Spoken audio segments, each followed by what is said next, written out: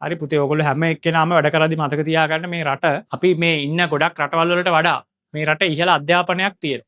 මේ ලංකාවේ A level වලට ගහන්න විභාග හරි අඩුයි. ඒ නිසා මේ රට හරි ඔයාලට දීලා තියෙනවා මේ අධ්‍යාපන සුසුකම. ඒ නිසා ඔයගොල්ලෝ වැඩ කරද්දි ඒක මතක තියාගෙන හරි ඔයගොල්ලෝ ලෝකේ කොයි රටක හිටියත් ලංකාවට මොනවම හරි ඔයගොල්ලන්ගේ ජීවිත කාලය ඇතුලේ දැනෙන වැඩක් කරලා තියන්න. මොකද මේ අධ්‍යාපනය දුන්නේ ලංකාව. මධ්‍යම පන්තියේ රටක හම්බ වෙන්න පුළුවන් හොඳම අධ්‍යාපනය මේ රට අපිට දුන්න. හරි එතකොට අයියලක් කලා මොනව හරි විස්තර වැදගත් දේවල් ටිකක් ඔයාලට කියයි. දැන් ඔයාලත් විභාගයට පුතේ විශේෂයෙන්ම මාස දැන් 4යිනේ තියෙන්නේ. ඊට කිට්ටු කාලෙක හිතලා පොඩි අදහස් ටිකක් දෙන්න හොඳේ. හරි ඒ ටික තමයි. හරි තිනුක රණසිංහ අයියට කතා කරනවා. ගම්පහ බණ්ඩාරනායකේ. එතකොට ඒ තුනක් අරගෙන හරි මොරටු ඉංජිනේරින් ෆැකල්ටි එකට යන්න සූදානමින් තමයි ඉන්නේ. ඉසඩ් එක කීයද පුතේ? 1.93 1.9 ඉසඩ් එක. සාමාන්‍යෙන් පොඩි ප්‍රශය එකක් කෙනවනි මේ කරයි ඇති කාට වුණ එතකොට ඒක කොමද කන්ට්‍රෝල් කරගන්න කියලා අපිට කියලා දුන්න ප්‍රශයක මුලින් දම්ම තමන්ගේ කැපෑසිටිය ගනුව වැඩේ කරන්න තමා තියෙන ඉතින් සල්ල කියන විදියට විෂයන් තුනටම එක සමානව ඉතින් වැඩේ පොඩ්ඩ දෙන්න ඕනේ මේ එකක් වැටෙද්දී ඒක ගොඩ ගන්න ඕනේ අනික ශේපේ තියන් ඉන්න ඕනේ එහෙම තියෙනනේ තමයි යන්න මේ සෙනුරයියා හරි මෙයාටත් ඒ තුනයි ඉසඩ් එක කීයද පුතේ? 1.8917 මත් එරල්වදී අර ලොකුවට ස්ට්‍රෙස්සුන්නෑ කලිනුත් කිව්වා ඒගන්නේ එක්සෑම් එක කියලා අර එක්සෑම් එකට අරෙන් ෆෝබිය එකක් වගේ එහෙම එකක් කායනෑ කට්ටරම ගැන්තියෙන් අර අමන්ට පුළුවන් උපරිම ෆෝට් එක දීලා අඩේ කරන්න ඕන අර යන්තමින් අඩක් කරන්න මේ තමන්ට තියෙන සම්පූර්ණ හැකියා පාච්චි කරන්න එලසරමුකද බාහිරට කරන්න බහිරට නැත්තම් බෑමකද එක්ස්පිරියන්සුත් ඕන අපිට ස්ටඩිසුත් ඕන තෝට ස්ටඩිස්වලටත් ෆෝකස් කරන්න යන්නේ ඒ වැඩේ කරද්දී ඒ වැඩේට ෆෝකස් කරන්න තෝට ලොකූ ප්‍රශ්නයක් වන්න බැරි එක හමතිස්සම ඒක මත්තම එල්ලිලා හිට හමත් ප්‍රශ්නයක් ගෙන අනිත් කරන වැඩත් අමත කරන අත පසු වෙච්චය පුළුවන්තාරයකව කරන්න බලන්න උනට දැන් කරන එක දැන් හරියට කරම මේ ලොකු ස්ට්‍රෙස්ස එකක් නැතුව ඉස්රහට යන්න පුළුවන් සනිත් අයත් බණ්ඩාරනායක මෙසප්ති සනිත් අයත් බණ්ඩාරනායක එතකොට චනිත් අයගේ දිස්ත්‍රික් රෑන්ක එක පහ මෙඩිසින් ඉසඩ් එක කියද පුතේ? සෙඩ් එක 2.47 නේ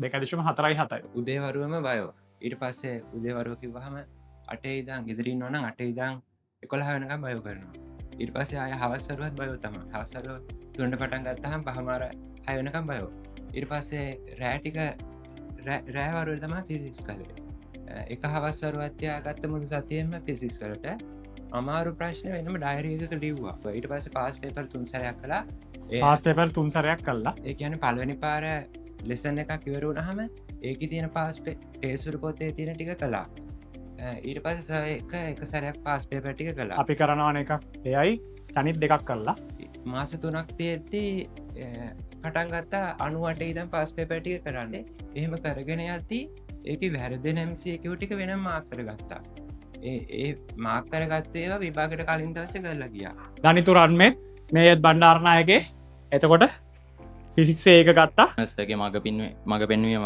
වටිනවා ඇතම සගේ පේප ක්ලාස එක හරිම හොඳයි මට විභාගිලිවාම එතනම හරි කියල තේරුණා මේ ඉදිමං වලරත් කියන්නේ ඇත්තනම ස කියනකම කරන්න ඇත්තරම ඒකට කියන හේතුවක් ඇතුව එම කියන්නේ මේ තිමං වලට සුභපත්තනවා හරි පන්තියට එනකොට ආවේ මේ පුංචි ළමයිනේ එලියට යනකොට ඉංජිනේරු වෙලා වෛද්‍යවරු වෙලා ඉතායිල වෙන උපාදි ගන්න පුළුවන්ගල එලියට යනකොට ඇතුලට අප මංසය නෙමේ එලියට යන එක බලන් ඉන්න හරි ලස්සර මොක දර මතක හිටිනවාන මට හැමදේ චූටි ළමයි යාවේ හරි පොඩියට ඉතින් හිනාව යාවේ දැන් ලොක මහත්තුර වෙලානේ හරි හරිම සතුටුය මේ අක්කා මෙත්තා මෙත්ම එමුදේ මෙත්තා මෙත්මනි මේ ශයකේ ඒතුනකින් වැඩ ඉවර කලා හරි අන්සගේ පේප ක්ලාස්වලට අකණ්ඩව සහභාගි වුණා සහසගේ පේපස් ගැනත් කියන්න ඕනේ හරිම ස්ටෑන්ඩ් පේපස් තමයිස දෙන්න අපිට ඒ වගේ මේ හරියට මාක් කරලා හොඳ විස්තරාත්මක මාකින් එකක් දෙනවා එක කරුණක්වත් අයින් කරන්න දෙයක් නෑ මාකින් එකේ